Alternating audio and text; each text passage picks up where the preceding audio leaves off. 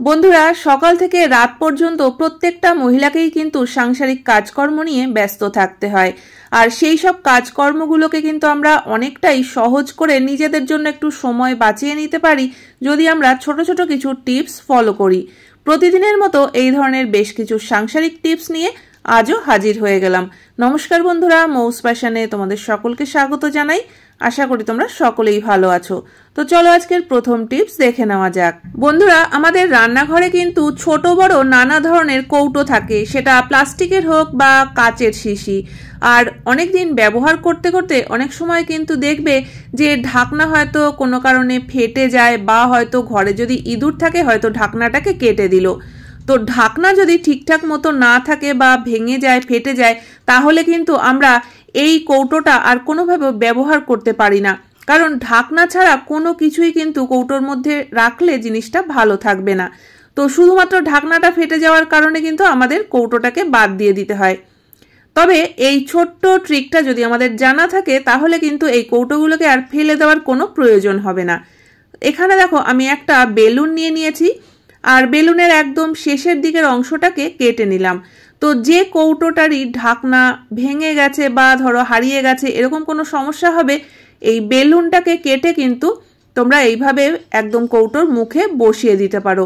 এতে করে কিন্তু কৌটোর ঢাকনার কাজটা এই বেলুন দিয়েই হয়ে যাবে। আর এতে করে এই কৌটোর মধ্যে কোনো রকম হাওয়া বাতাসও ঢুকবে না, বা কোনো রকম পোকামাকড়ও যাবে না। যে জিনিসটাই কৌটোতে রাখা থাকবে সেটা কিন্তু একদম ভালো থাকবে। তো শুধু শুধু কৌটোগুলোকে ফেলে না দিয়ে কিন্তু তোমরা এইভাবে ব্যবহার করতে পারো। তো চলে যাচ্ছি পরবর্তী টিপসে। বালিশ ব্যবহার করার আগে আমরা কিন্তু বালিশে অবশ্যই একটা কভার পরিয়ে নিই।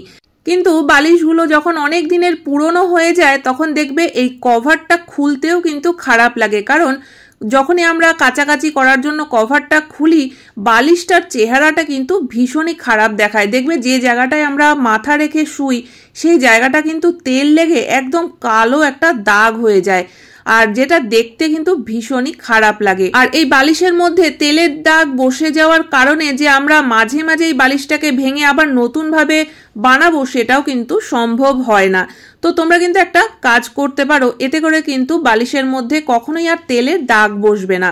আমাদের ঘরে কিন্তু অনেক পুরনো বালিশের কভার থাকে। তো প্রথমে একটা বালিশের মধ্যে পুরনো কভার পরিয়ে নেবে এইভাবে। তো তার উপর থেকে যদি আর একটা কভার আমরা পরিয়ে নিই তাহলে কিন্তু সরাসরি একদম বালিশের মধ্যে এই তেলের দাগটা বসবে না। দুটো কভার পরানো থাকার কারণে কিন্তু বালিশটা একদম পরিষ্কার থাকবে, কোনো রকম দাগ ছোপ কিছুই লাগবে না। আর যখন কাচাকাচি করবে তখন দুটো কভার একসঙ্গে খুলে নিয়ে কেচে দিতে হবে। এতে করে কিন্তু বালিশটা আর দেখতেও খারাপ লাগবে না, বা কোনো রকম তেলের দাগও বসবে না। আশা করি এই ছোট্ট টিপসটাও তোমাদের কাজে লাগবে। ভালো লাগলে অবশ্যই একটা কমেন্ট করো। চলে যাচ্ছি পরবর্তী টিপসে। আমরা সব মহিলারাই কিন্তু নেল পলিশ পরতে পছন্দ করি, কিন্তু নেল পলিশ পরার সময় একটা ঝামেলা হয়ে যায়। দেখবে যে নেল পলিশটা পরার সময় আমরা একটা আঙুল দিয়ে শিশিটাকে চেপে ধরে রাখি, আর যখন আঙুলটা তুলবে তখন দেখা যায় যে আঙুলের পেছনে কিন্তু নেল পলিশটা অনেকটা জায়গায় লেগে গেছে। আর এই দাগটা কিন্তু সহজে ওঠানো যায় না। তাছাড়া নেল পলিশ পরতে গিয়ে অনেক সময় নখের আশেপাশের চামড়ার মধ্যেও কিন্তু লেগে যায়। তো সেটাও দেখবে যতই তোলার চেষ্টা করি না কেন পুরো দাগটা কিন্তু ওঠে না, আশেপাশে বেশ খানিকটা নেল পলিশ লেগে থাকে, দেখতে কিন্তু খুবই খারাপ লাগে। তো যখনই তোমরা নেল পলিশ পরবে তখন যদি এই কাজটা করে নিতে পারো তাহলে কিন্তু একদম পরিষ্কার থাকবে। কোনো আশেপাশে যদি নেল পলিশ লেগেও যায় সেটা আমরা সহজে উঠিয়ে নিতে পারবো। তো তার জন্য দেখো এখানে নিয়ে নিয়েছি একটু ভেজলিন।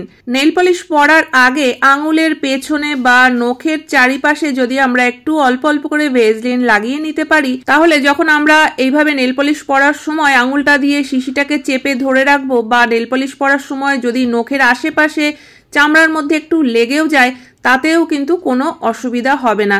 একটা তুলো দিয়ে বা কোনো কাপড় দিয়ে একটু ডলা দিলেই দেখবে একদম সহজেই দাগটা উঠে যাচ্ছে। তো এখানেও আমি একটা কাপড়ের টুকরো দিয়ে একটুখানি মুছে নিলাম। দেখো এখন কিন্তু আর একটুও নেল পলিশ কোথাও লেগে নেই। তো আশা করি বন্ধুরা মহিলাদের জন্য এই টিপসটা খুবই কার্যকরী হবে। ভালো লাগলে অবশ্যই একটা লাইক করো। তো পরবর্তী টিপসে চলে যাচ্ছি। বন্ধুরা, শার্ট হোক কিংবা টি শার্ট বা কুর্তি কাঁচা ধোয়া করার পর তারপরে কিন্তু আলমারিতে গুছিয়ে রাখার আগে ভালো করে ভাঁজটা করে নিতে হয়। কিন্তু দেখবে ভাঁজ করার সময় এরকমই একটা সমস্যা হয়ে যায় যে একটা সাইডে হয়তো কম হয়ে যায় বা একটা সাইডে বেশি হয়ে যায়। তো এরকমভাবে ভাঁজ করার পর যদি আমরা প্রেস করি তাহলে দেখবে সেটা দেখতে কিন্তু খুবই খারাপ লাগে।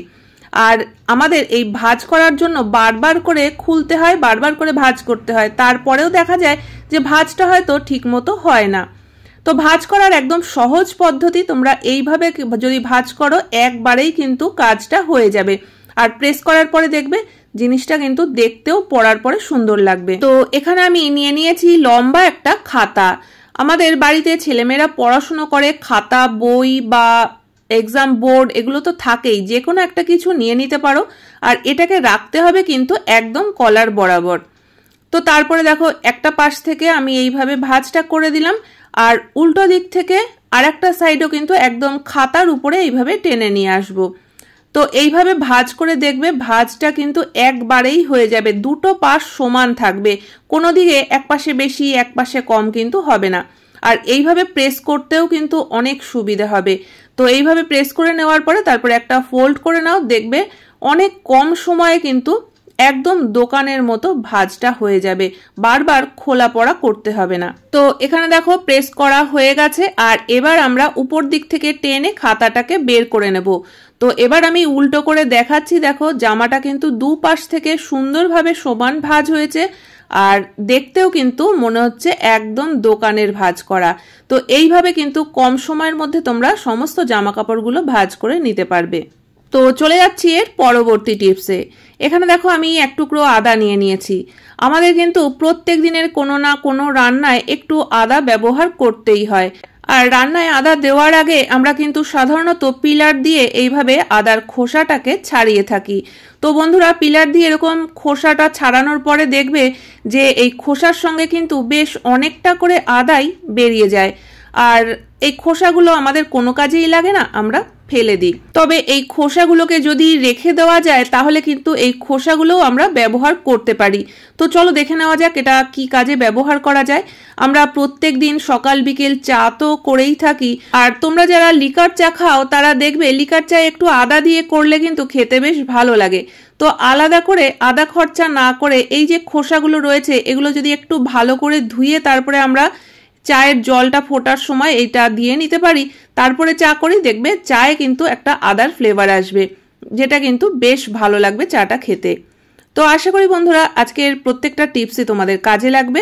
কোন টিপসটা সব থেকে বেশি ভালো লেগেছে অবশ্যই কমেন্ট করে জানিও।